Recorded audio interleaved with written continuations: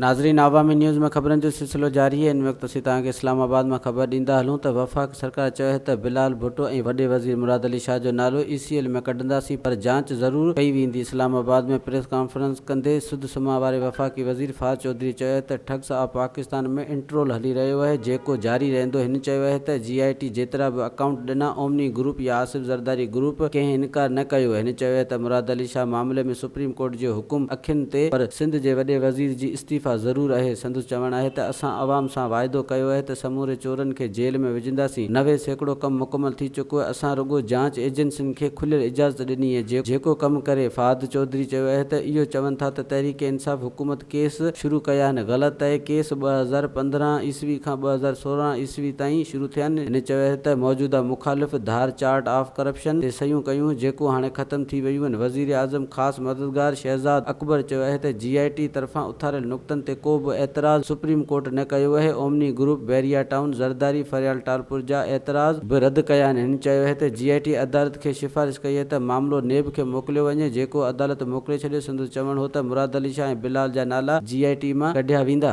वधीक ख़बरनि ऐं तफ़सील लाइ विज़िट कयो अवामी news Facebook page, YouTube page ऐं अवामी न्यूज़ वेबसाइट।